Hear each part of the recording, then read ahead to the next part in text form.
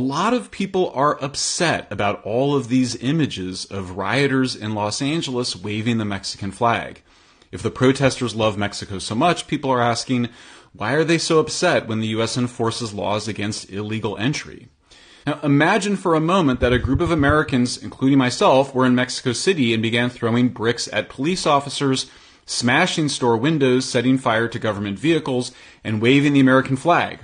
We would not walk away unharmed. And yet in Los Angeles, protesters did exactly that. They attacked law enforcement, blocked ICE agents, and vandalized public buildings. And yet California leaders not only did not defend the law, they condemned those who tried to enforce it.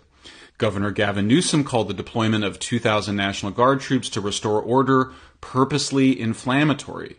LA Mayor Karen Bass said, "We will not stand for this," referring not to the attacks on police officers or destruction of public property, but to the federal response.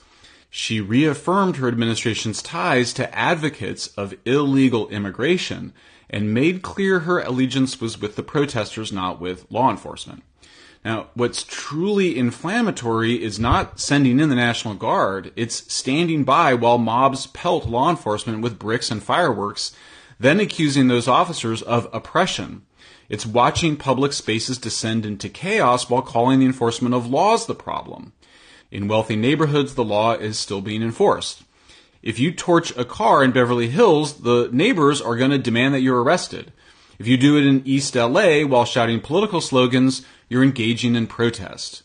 This two-tiered enforcement is not progressive. It's segregation by another name. It creates one set of expectations for the politically connected and another for the disposable. And in that framework, working people, especially immigrants, families, and hourly wage earners, are abandoned. They're the ones who walk their kids past the open-air drug dealing. They're the ones whose shops are looted and whose cars are stolen. They're the ones who call 911 and wait and wait and wait some more. Now, people sometimes ask me how California can feel so anarchic on the one hand and so authoritarian on the other. The answer is simple. It's not actually a contradiction. California doesn't swing between chaos and control. It imposes both on purpose and at scale. Now, as we saw, when the leader of China comes to San Francisco, the city leaders end illegal camping overnight. California is what happens when the state abandons its duty to protect ordinary citizens while tightening its grip on the law-abiding. California Democrats demanded people show proof of vaccination to enter coffee shops and then allowed people to smoke fentanyl on the sidewalk outside. They fined restaurant owners for trying to survive and then shut down gyms trying to help people stay healthy. Meanwhile, they decriminalized theft, refused to prosecute open drug dealing, and looked the other way as cartel-run fentanyl and methamphetamine networks took over entire neighborhoods. They demanded that social media companies censored dissent, labeled truth as misinformation, and silenced critics who warned of the obvious collapse. They banned plastic straws, but then passed out crack pipes. They prosecuted pastors for holding worship services, but refused to prosecute men who beat women unconscious on public transit. This is not confusion. It's deliberate inversion. You could get cited in Pasadena for watering your lawn on the wrong day of the week, but not for operating a meth lab next to an elementary school in Venice Beach. You could lose your job for refusing a booster and keep your taxpayer-funded hotel room while terrorizing pedestrians. You could be banned from Twitter for misgendering someone, but face zero consequences for selling the fentanyl that kills a person.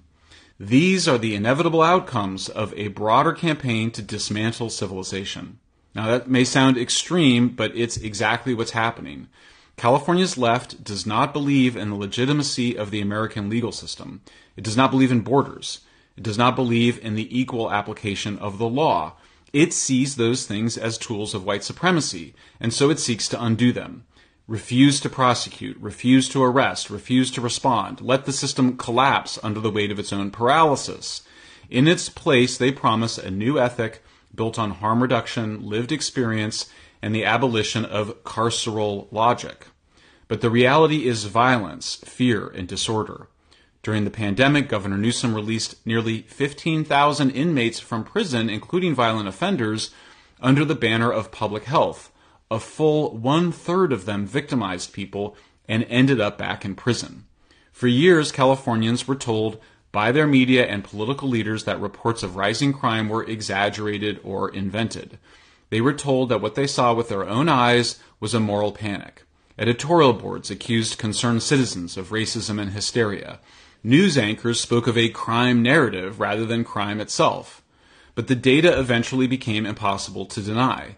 The state's own figures now show that California's violent crime rate under Newsom rose to be 31% higher than the national average by the end of 2022.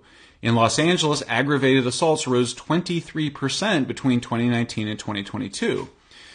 When voters last November tried to take back control by passing Proposition 36 with over 70% support, which allows judges to mandate addiction treatment, Newsom has refused to fund it.